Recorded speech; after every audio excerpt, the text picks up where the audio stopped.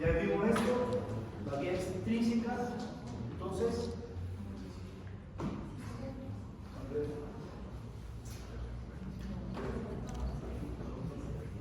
Rocío, ¿cuál sería la diferencia para que se active la vía extrínseca o la intrínseca?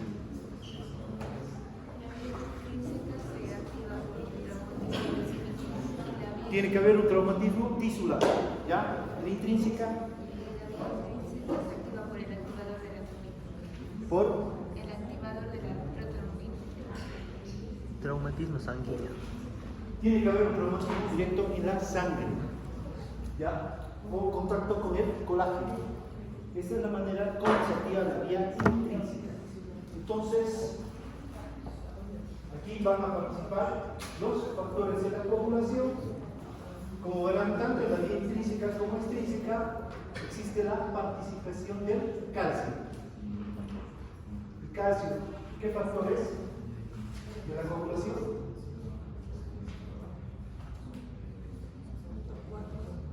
¿Qué factor del calcio? Factor 4 de la coagulación. ¿Ya? Bueno, para poder saber esto, o sea, con el gráfico nada más, uno se puede guiar de cómo se activa la vía extrínseca y lo mismo de la vía intrínseca. Con el gráfico ustedes pueden saber hasta que llega a activar la trombina para que se combine con el fibrinógeno y igualmente me va a dar la fibrina por último, ¿no?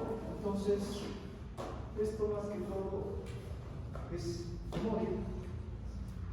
Igual mismo lo de la fibrinólisis, ¿ya? Como la fibrina, esta fibrina que se formó y es insoluble gracias al factor 13, el plasminógeno se transforma en fibrinolicina, o también conocido como plasmina, que es una proteasa, gracias al activador del plasminógeno tisular y al activador del plasminógeno análogo a la urosinasa. Entonces, esta lisina hace que la fibrina se disuelva. ¿Por qué? Porque inhibe los factores 9, 10, 11 y 12. Entonces, produce la degradación de la fibrina. Entonces, hasta aquí habíamos quedado en la anterior clase. Ahora vamos a ver cómo se previene la coagulación. Entonces, como sabemos, existen una serie de factores los cuales van a prevenir que se formen coágulos. Primero tenemos a los factores endoteliales, luego vamos a ver el complejo heparina-antitrombina y la heparina. Entonces, dentro de los factores endoteliales tenemos la textura del endotelio. El endotelio por sus funciones, y este se caracteriza, ¿qué quiere decir con textura? Que es liso, es uniforme. Por lo tanto, los elementos formes de la sangre no van a chocar con el endotelio, gracias a esta textura. Entonces, no se van a formar coágulos. Y aparte, gracias a esto no se activa el factor 12 de la coagulación. ¿Cuál es el factor 12? ¿Cómo se llama? ¿De contacto? ¿Perdón? ¿Cuál es el 13? Factor.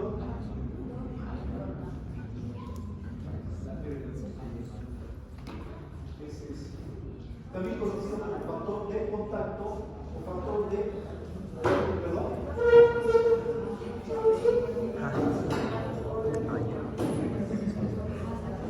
O sea, gracias a esta textura es uniforme, es liso, y es por eso que los elementos formes de la sangre no chocan con las paredes, no se forman coágulos, y por lo tanto no se activa tampoco el factor 12 de la coagulación, que es el factor de contacto.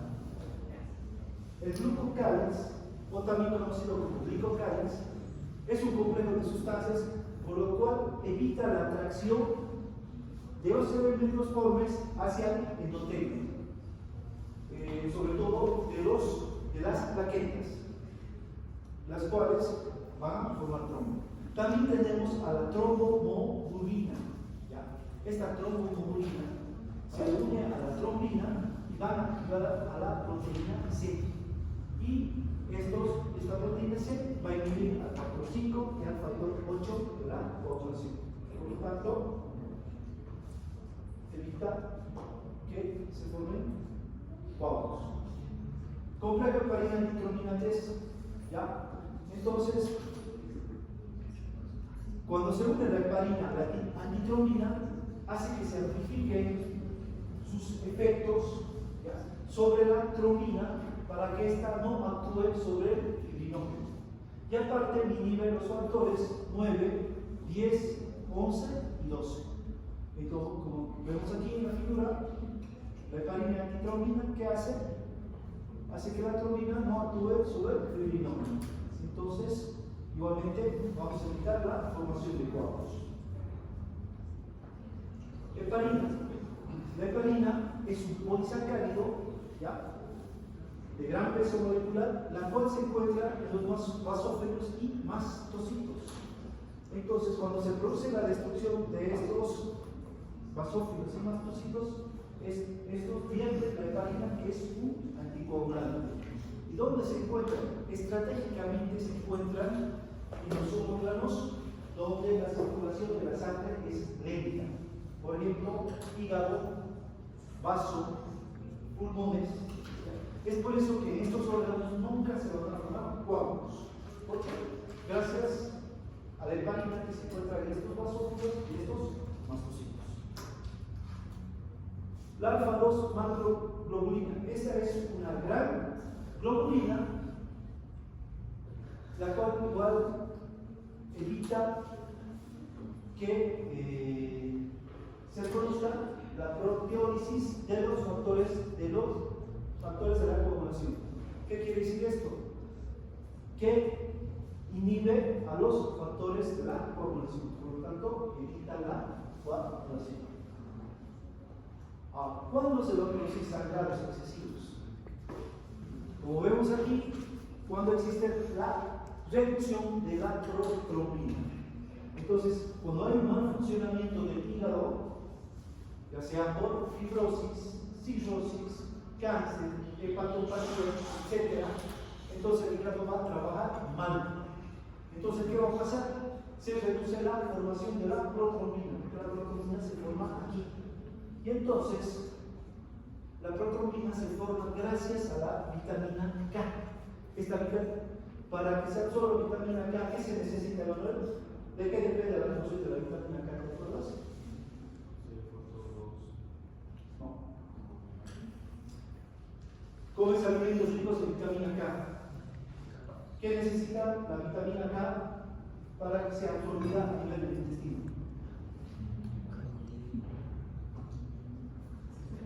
¿Quién recuerda? No son grasas. ¿Sofía? Porque estás hidrosoluble. ¿De qué dependía que se absorba la vitamina K? ¿Es lipoioso?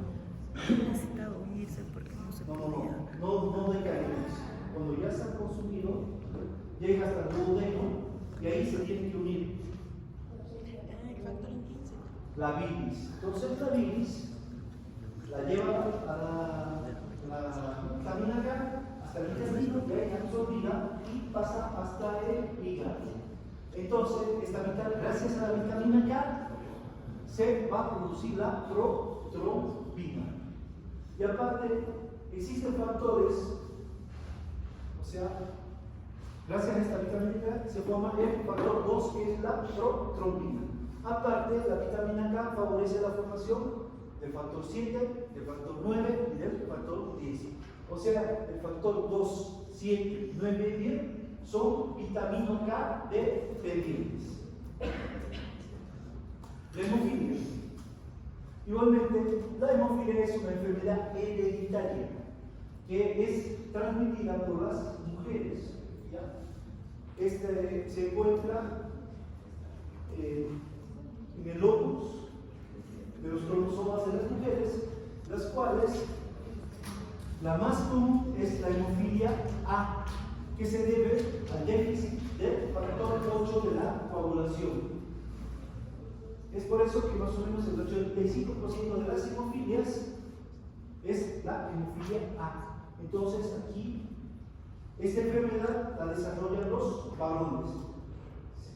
Si se produce un pinchazo accidental, la sangre no coagula, ¿ya? Y puede sufrir anemias severas por este tipo de hemofilia. ¿Ya? Luego tenemos a la hemofilia B, que corresponde al otro 15%, que se debe al déficit de la factor de coagulación 9. La hemofilia C, déficit del factor 11, y la hemofilia D, déficit del factor 12. Entonces, como vemos aquí en los ejemplos, si la mujer es la transmisora de la hemofilia, en su descendencia, si tiene 2 hijos, el hijo hombre va a desarrollar la enfermedad y la hija va a ser portadora. En cambio, si el padre es el que tiene la enfermedad de hemofilia, entonces los hijos varones no van a desarrollar la enfermedad, pero sus hijas mujeres van a ser portadoras de la hemofilia.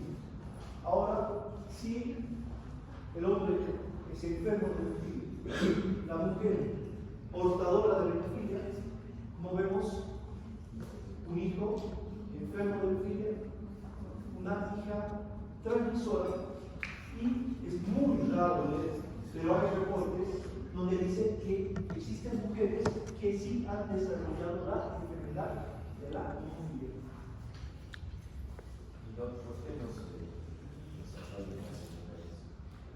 Porque eso todavía está en estudio. Por ejemplo, el GAECO no te explica, solo te explica esto, ¿ya? Pero es cromosómica, ¿ya? Y el hombre es el único que desarrolla la enfermedad, ¿ya? La mujer solo es la transmisora. Lo mismo, hay varias enfermedades, por ejemplo, la sífilis. La sífilis, la mujer es la portadora de la sífilis. Solo enferman los hombres. Trombocitopenia.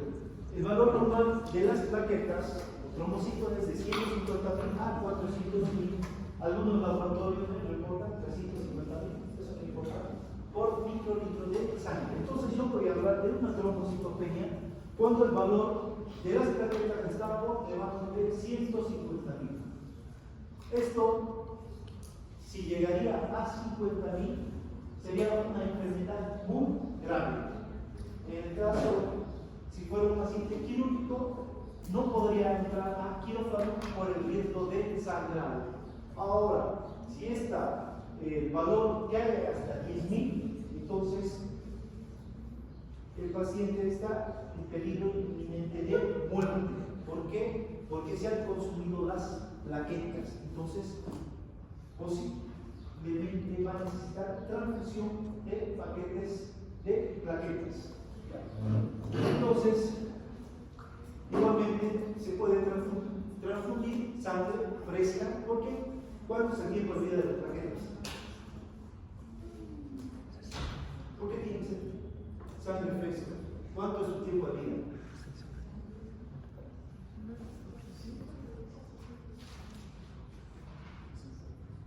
¿Quién recuerda? 7 a 10 días, otro libro dice de 4 a 8 días, ¿ya? Ese es el tiempo de vida de las plaquetas.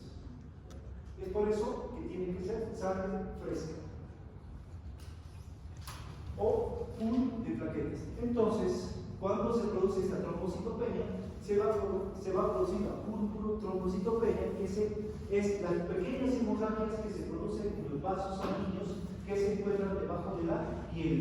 Entonces, estas pequeñas hemorragias se ven más o menos así, a la cual llamamos petequias. Entonces, si nosotros revisamos un paciente y vemos, sobre todo esto se ve en los miembros inferiores, estos puntitos así de color púrpura, que se llaman petequias, entonces se está produciendo una hemorragia por la trombocitopenia, la sangre no coagula. ¿Qué enfermedades me producen trombocitopenia? Pascual. La anemia, ¿cuándo? Al déficit de glóbulos rojos y baja de hemoglobina y ¿qué enfermedades puede producir trombocitopenia? Camilo López. Chagas de procesos cardíaca.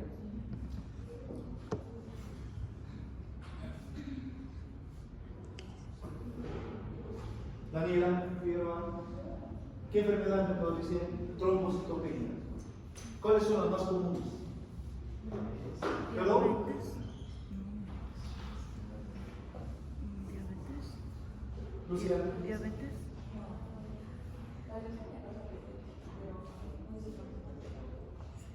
Hay miles de leucemias. Sobre todo afecta a los glóbulos blancos, pero también puede. Las más comunes son las trombocitopenias autoinmunes, ¿ya? Donde se generan anticuerpos que van a destruir las plaquetas. También las infecciones. Paciente que entra en sepsis, o sea, que se ha producido una infección, la cual pasa a la sangre, ¿ya? Luego se produce un choque séptico. Ese choque séptico igualmente consume las plaquetas. Es por eso que pacientes que están internados con una sepsis tienden a la trombocitopenia. Procesos tromboembólicos. Como sabemos, estos procesos tromboembólicos se van a producir tanto en las arterias como en las venas. Entonces, para que no se produzcan estos procesos tromboembólicos, el endotelio de los vasos sanguíneos tiene que estar intacto. Pero cuando se producen enfermedades, por ejemplo, tenemos a la aterosclerosis. Como vemos, existen lípidos que están por debajo del endotelio, del subendotelio. Entonces, estos luego provocan la destrucción del endotelio y aquí las plaquetas se van a destruir y van a formar trombos. ¿Qué es un trombo? Es un coágulo que se forma de manera anormal.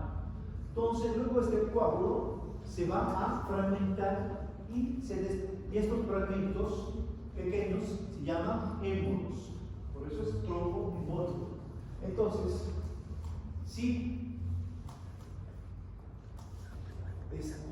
este émbolo se desprende, por ejemplo, puede ir al cerebro y provocar un acelero isquémico. Igualmente puede ir al corazón y provocar un infarto si va a las arterias coronarias. O puede ir a los miembros inferiores, igual se produce una trombosis arterial a nivel de los miembros inferiores. ¿Ya? Entonces, igualmente, en el corazón, a nivel de la aurícula izquierda, igual se pueden formar trombos. ¿Esto cuando se produce? Cuando la sangre circula muy lentamente en el corazón de las personas, sobre todo que tienen insuficiencia cardíaca. Entonces, aquí igualmente se van a formar trombos. Y si se llegan a fragmentar, van a ir a estos émbolos y me pueden producir un ACV isquémico, un infarto de miocardio, o también puede producir una trombosis a nivel de los miembros inferiores, igualmente puede producir una trombosis mesentérica, que es la muerte de los la falta de oxigenación de los intestinos, o una trombosis a nivel de la arteria mesentérica superior o la arteria mesentérica inferior. Lo que vimos en quirófano, ese Yo creo que paciente. el hemorrágico es más por Ese paciente deformidad no en tenía factores de riesgo. las arterias. No me acuerdo cómo se llama. Cardiológicamente estaba compensado. Tal vez tenía aterosclerosis, hipertensión, pero no estaba registrado. Igualmente se puede producir trombosis a nivel de las venas. Sobre todo se produce a nivel de los miembros inferiores. ¿Por qué? Porque aquí las venas son superficiales y aquí pueden sufrir traumatismos, infecciones o varices, las cuales van a formar trombos. Luego estos trombos se fermentan dan émbolos. Entonces estos émbolos van a ir, póngale, poplitea, femoral, ilíacas, vena, ¿cómo se llama? Cava inferior, llega a la aurícula derecha, ventrículo derecho y me iría a provocar una trombosis pulmonar. Entonces, siempre que se formen trombos a nivel de las venas, sobre todo los miembros inferiores, estas me pueden provocar una trombosis pulmonar. ¿Ya? Es por eso que a los pacientes que ingresan a quirófanos y tienen factores de riesgo, obesidad, diabetes, se les vendan las piernas. ¿Por qué? Porque se quiere evitar si hay formación de trombos y esto me vaya a producir una trombosis pulmonar.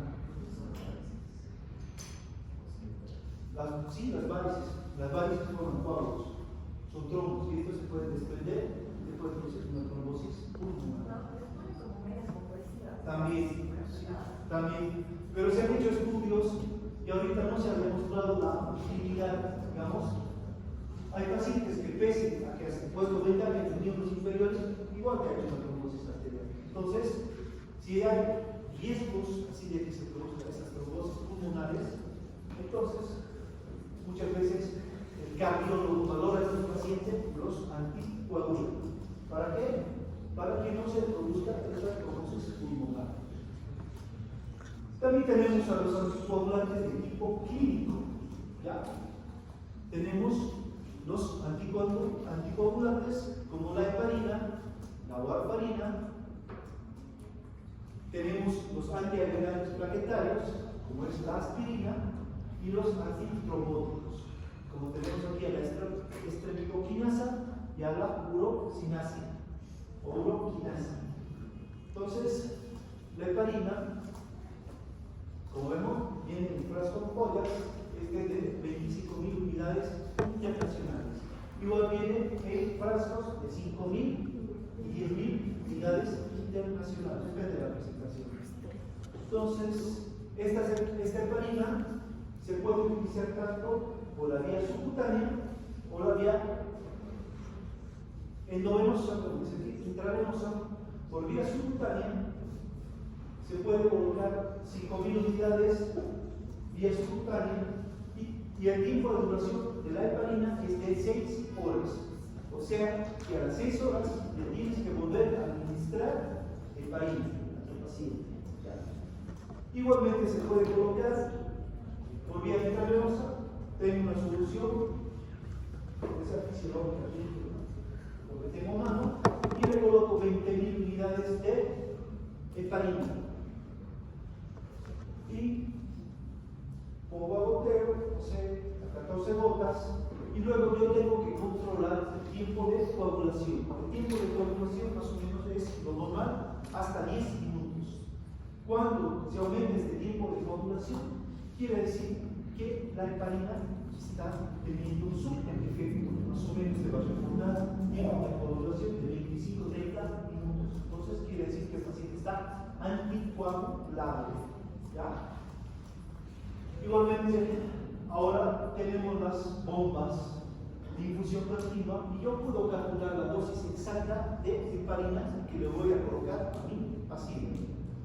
Entonces, esta heparina se la fabrica, ¿ya? Porque igualmente nosotros tenemos heparina en nuestro organismo. ¿Qué células son? Y mastocitos. ¿Dónde se encuentran estratégicamente estas células? Pero, ¿qué órganos? En el Hígado, riñones, vasos y pulmones. ¿Por qué?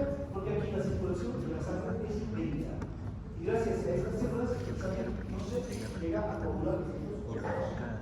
Ahora, la aspirina, ¿ya? La aspirina, ¿cuál es su nombre científico de la aspirina?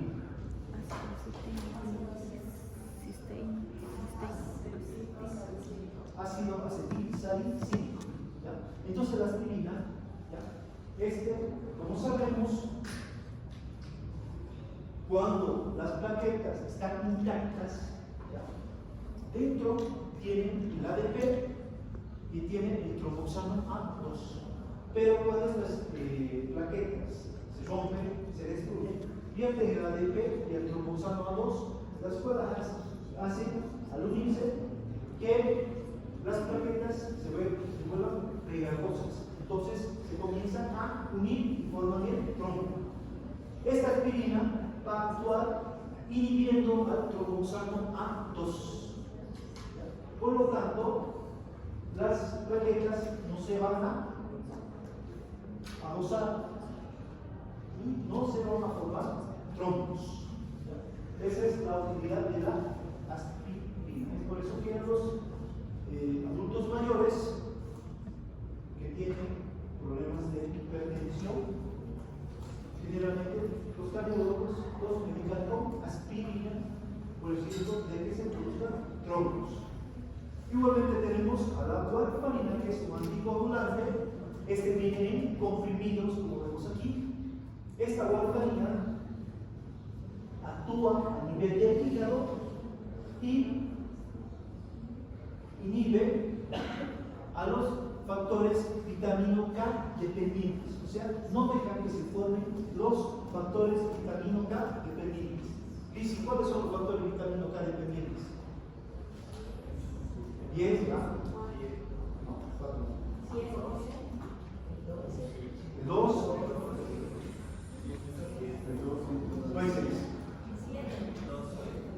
2, 7, 9, 10. Entonces, la warfarina no deja que se formen estos factores y por lo tanto va a producir una anticoagulación.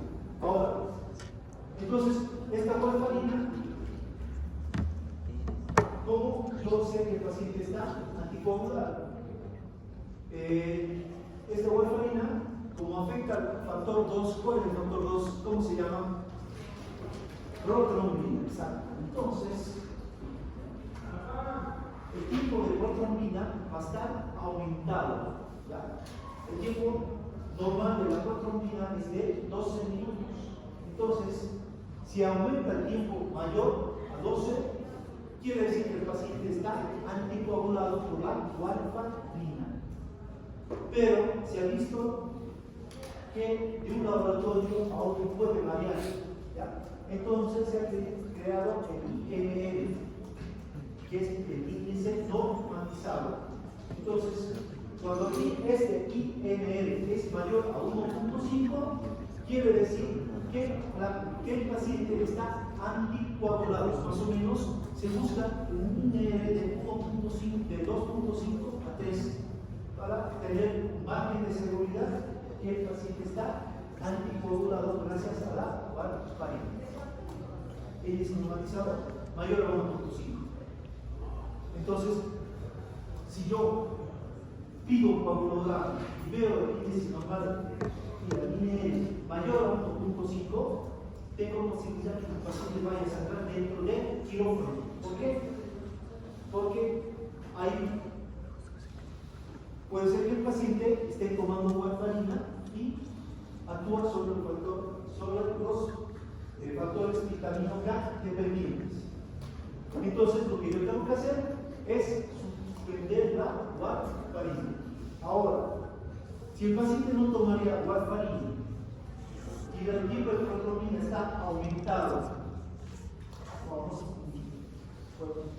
y el paciente necesita operarse, ¿qué tendría que darle para que se normalice ese tipo de protrombina? ¿Heparina? No, los anticoagulantes. ¿Qué tendría que darle? ¿Qué le medicaría? La aspirina lo antiagre, esa parte va a sangrar más que la aspirina. Suplementos con vitamina K, pero la vitamina K viene en ampollas. Entonces yo le coloco vitamina K. ¿Por qué? Porque sé que la vitamina K va a favorecer a la formación del factor 2, 7, 9 y 10. se va a normalizar para que el paciente pueda utilizar la quirófano. Igualmente tenemos a los antitrombóticos, como ser la estreptokinasa, la urosinasa, los cuales se utilizan sobre todo en pacientes que han sufrido infartos de miocardio. Esto es muy utilizado por los cardiólogos, que tienen cuando ven el paciente se puede antitrombolizar. ¿Qué más? Antitrombolizar. Hay un periodo de ventana, entonces, donde yo puedo utilizar estos medicamentos.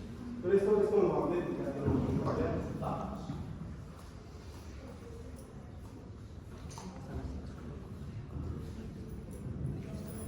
Ahora, igualmente, tengo anticoagulantes que se utilizan fuera del cuerpo. ¿Por qué? Porque son tóxicos.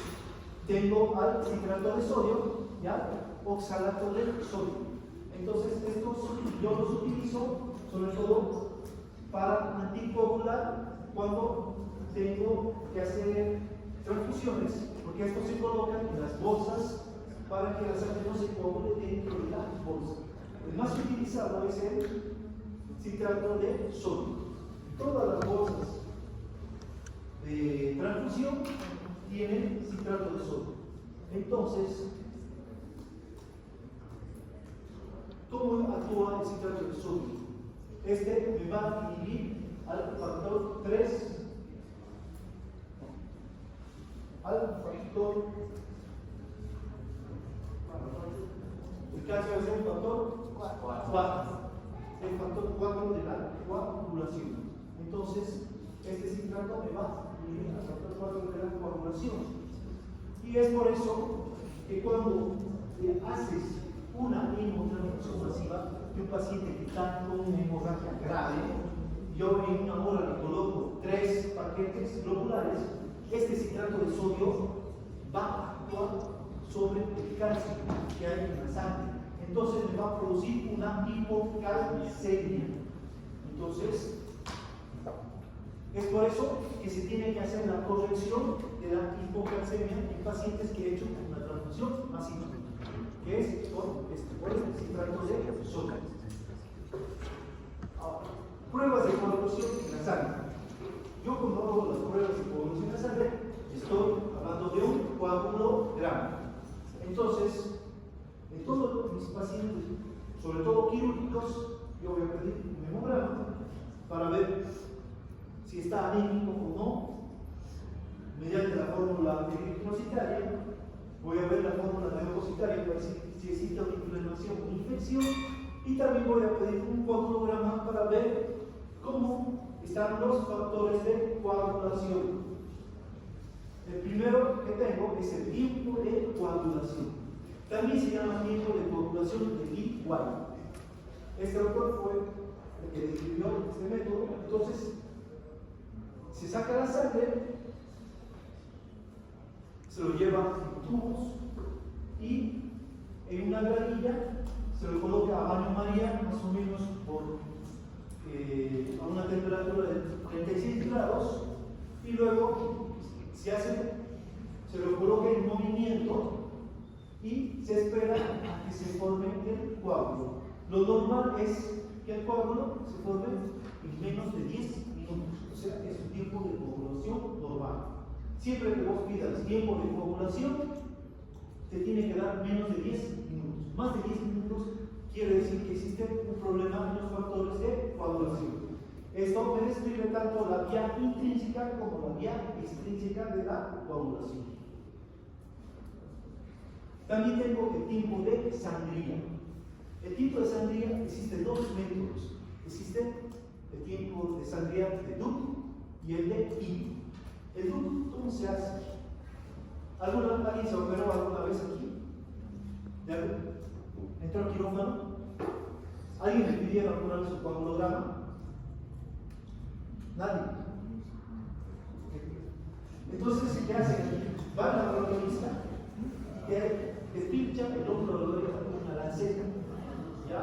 Entonces, con un papel filtro va haciendo hemostasia hasta que se produce, hasta que no se manchan con sangre, eso quiere decir que se ha formado el coágulo. Entonces, este tiempo es de 1 a 3 minutos lo normal. Si es mayor a 3 minutos, quiere decir un tiempo de sangre aumentado y que puedes tener problemas en la formación del trombo por problemas en las plaquetas. Entonces, esto indica el tipo de sangre. El método de PIN es lo mismo, ¿ya? Solo que se pincha en un hueco del dedo. ¿Ya? Y entonces, igualmente con papel, entonces primero tienes que hacer una antisepsia, pinches el pulpero del dedo y con papel filtro, ¿ya? Hasta que ya no se mancha el papel filtro, y esto quiere decir que se ha formado el coágulo. Entonces, el tiempo normal igual de 1 a 3 minutos. Mayor de 3 minutos, tiempo de sangría aumentado. ¿Ya? Y puede haber, tengo que sospechar que existe un problema en las plaquetas, por lo cual no se forma el coágulo. Entonces, como dijimos, tiempo de coagulación, primero, los factores de la coagulación, tanto bien física como bien física. Tiempo de sangría, 1 a 3 minutos. las plaquetas. Cualquier factor que afecte a las plaquetas. Y, por último, el tiempo de protrombina o QUIC, es lo que más se fija sobre todo los cirujanos. ¿Ya? Entonces, ¿cómo hago esto? El laboratorio va, saca sangre, lo coloca en un tubo, ¿ya? Y separa la sangre del plasma. Entonces, a este plasma le coloca citrato de sodio. ¿Para qué? Para que la sangre no se coagule. Luego, en el laboratorio le va a colocar calcio y espera que se forme el coágulo dentro del tubo. Más o menos, el tiempo en que se tiene que formar este coágulo es de 12 minutos, el tiempo normal. Entonces, ¿por qué le coloca calcio a este tubo que está en el plasma? ¿Qué hace el calcio?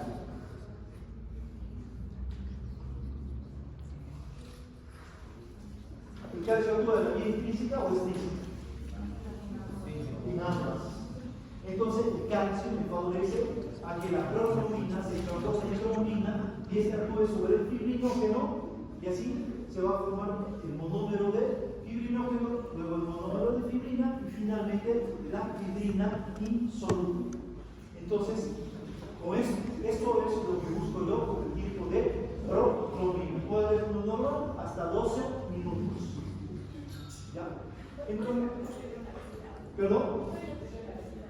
¿Esto? Entonces, el calcio, como dije, actúa tanto en la vía intrínseca y extrínseca y favorece que la protrombina se transforme en trombina, y esta trombina actúa sobre el fibrinógeno y se forma monómero de fibrinógeno primero, luego monómero de fibrina y finalmente el fibrina insoluble.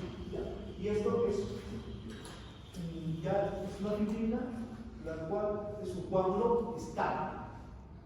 ¿Ya? Entonces, para que se forme todo este coágulo aquí, en el tubo, tiene que ser no mayor a 12 minutos. Si es mayor a 12 minutos, ¿qué está pasando? No se va a formar el coágulo. A veces te reportan como tiempo de protrombina incalculable. O sea, han colocado el plasma y en este tubo le han colocado calcio, nunca se ha formado el trombo. Entonces, ¿qué factor de coagulación estaría afectado? El factor 2.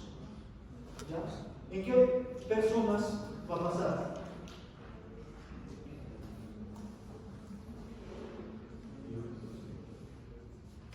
Si tiene alguna hepatopatía, sí. Todo paciente que tenga hepatopatías, fibrosis hepática, cirrosis hepática, hepatitis. Entonces, ¿por qué? Porque aquí no se está formando el factor 2 de la coagulación. Hay un déficit. Es por eso que estos pacientes que tienen tiempo de protrombina alargado pueden morir por hemorragias. No se coronará.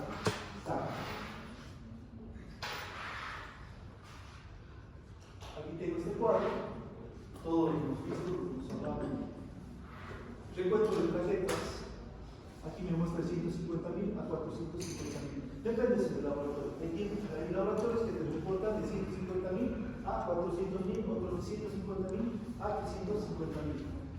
Entonces, menor a 150.000, trombocitopenia. Entonces, ¿qué evaluó el recuento de plaquetas? La hemostasia primaria. ¿Qué era la hemostasia primaria? ¿Quién recuerda?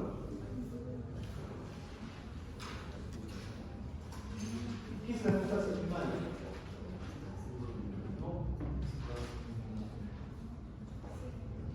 Todo eso. El espacio vascular, luego ¿qué pasa? Vasoconstricción. Formación del trombo. Entonces, esta hemostasia primaria es la formación del trombo. Cuando las plaquetas van a formar el trombo. El tiempo de I, igualmente me mide la hemostasia primaria. Lo mismo el tiempo de tubo. Hemostasia primaria, o sea, la formación del trombo por parte de las plaquetas. El tiempo de coagulación es hasta 10.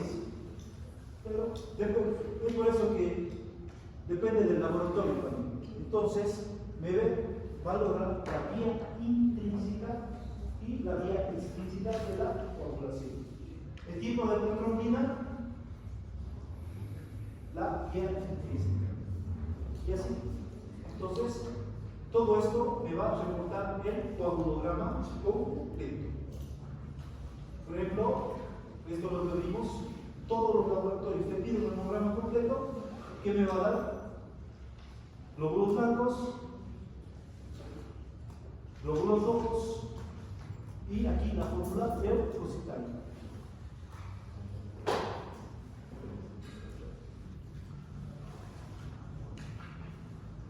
Ángela, segundo. Los leucocitos están en 6,56. ¿Estaría normal? ¿Sí? Sí, está normal.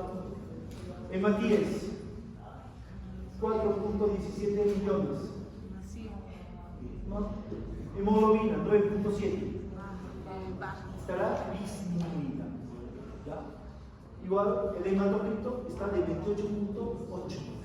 Igual, si la hemoglobina está baja, el hematocrito está bajo. Volumen corpuscular medio de 69. Bajo. Quiere decir que son, ¿qué tipo de hematíes se dice?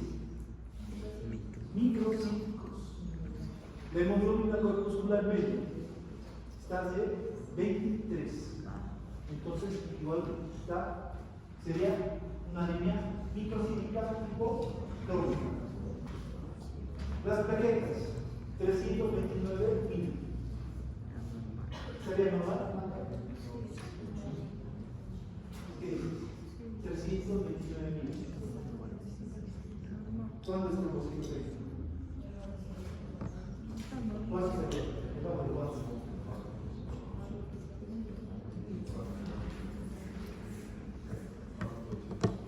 Debajo de 100, no igualmente los neutrófilos 70%, por ejemplo aquí tendríamos neutropenia o neutrofilia, neutrofilia. Están elevados. ¿Y qué quiere decir cuando están elevados los neutrófilos? Un proceso inflamatorio y el cual puede desarrollar una infección. Los linfocitos 12.4 aquí sí están elevados. Entonces, si hay una linfocitosis, ¿qué quiere decir? Algo. La linfocitosis. Sí, se está produciendo un proceso infeccioso que hay la revisión? Dije, no, no es un cuerpo. Debe ser Por ejemplo, de la medida. los eosinófilos 3.1 están aumentados. Sería una eosinofilia. ¿Cuándo hay eosinofilia? ¿Cuándo hay eosinofilia? ¿Qué procesos? Cuando hay parasitosis. Hay los basófilos, aquí está normal hasta el 1%. Cuando ¿cuál es la función de los basófilos? Como una exudadora. ¿Cuál es la función de los basófilos? Factor de coagulación. ¿Cuál sería la función de los basófilos? Almacenado.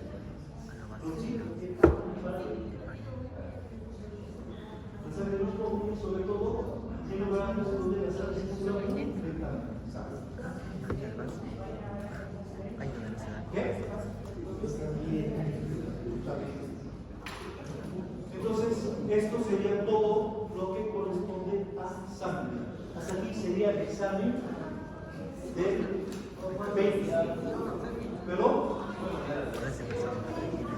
¿Qué? ¿Cómo dices?